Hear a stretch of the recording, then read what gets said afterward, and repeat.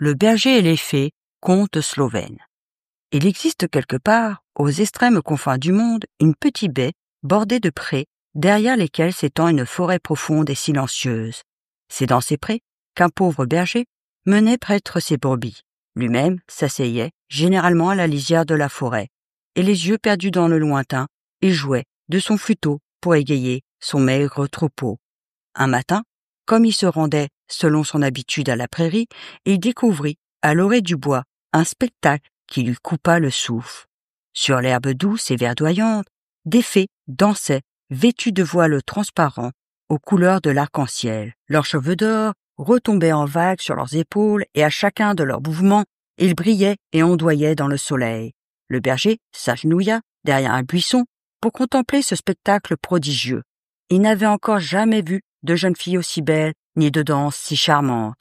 Mais bientôt, il se dit que pour danser si gracieusement, les fées devaient avoir quelque musique. Tendant alors l'oreille, il perçut dans le vent une étrange mélodie aux accents suaves. Le berger ne pouvait détacher ses yeux de cette ronde enchanteresse, mais rien ne dure éternellement. Bien que la musique continuât de résonner, les fées, qui étaient déjà lasses, s'allongèrent dans l'herbe tendre à l'orée du bois. Elles discutèrent encore un petit moment, puis l'une après l'autre, elles se turent et s'endormirent. Alors, le berger osa quitter son abri, et tout doucement, il s'approcha du bois. Il voulait voir d'où venait cette étrange musique qui étaient les musiciens, et pourquoi ils continuaient de jouer quand toutes les fées étaient plongées dans le sommeil. La mélodie le guida jusqu'à une souche sur laquelle reposait un grand coquillage marin. C'est de là que, comme par enchantement, s'échappaient ces sons charmants. Le berger prit la coquille dans sa main. Aussitôt, la musique cessa, et bien qu'il remit bien vite l'objet magique à sa place, elle ne reprit plus. Le garçon eut peur que le silence soudain ne réveillât les fées, mais celles-ci dormaient paisiblement. Il lui vint alors une idée heureuse. Il coupa, dans le bois, des branches aux longues feuilles qu'il enfonça dans la terre, au chevet des fées endormies. Puis, il s'assit un peu à l'écart, dans l'attente de ce qui allait se passer. Quand les fées s'éveillèrent, elles s'étonnèrent de voir cet aliment de branches vertes qui jetait de l'ombre sur leur visage.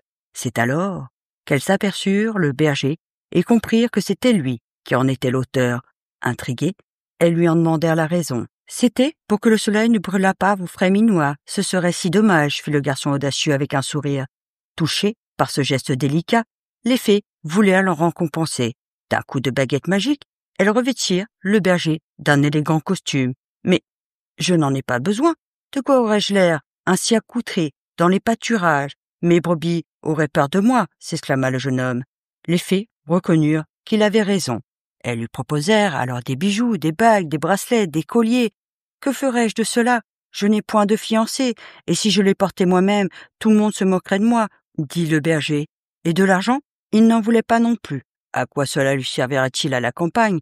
Il n'y gagnerait rien, si ce n'est la jalousie des voisins. Et quelques têtes de bétail pour agrandir son troupeau, cela ne lui ferait-il pas plaisir, sans qui soudain la cadette des fées? Ma foi, là, il ne dirait pas non.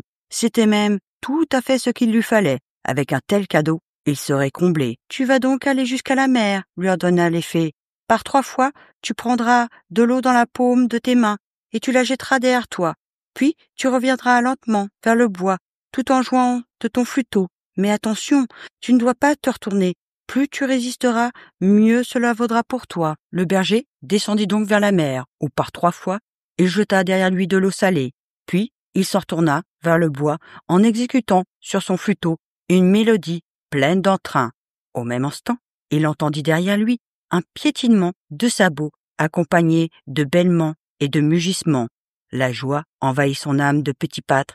Il imaginait tout un troupeau sortant des vagues de la mer et le suivant. Mais que se passait-il soudain? D'où venait ce bruit insolite? N'était-ce pas de clochettes d'argent que l'on entendait tinter?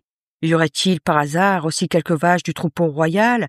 Piqué de curiosité, le berger oublia l'avertissement et regarda derrière lui. C'était justement ce qu'il ne fallait pas faire. Sitôt qu'il tourna la tête, la fille des animaux qui sortait de la mer s'interrompit brusquement. Même ainsi, toutefois, le berger avait un joli troupeau de brebis, de chèvres, de veaux et de vaches qui l'attendaient sur le rivage. Lorsqu'il revint vers le bois pour remercier les fées, celle-ci avait disparu, comme par enchantement.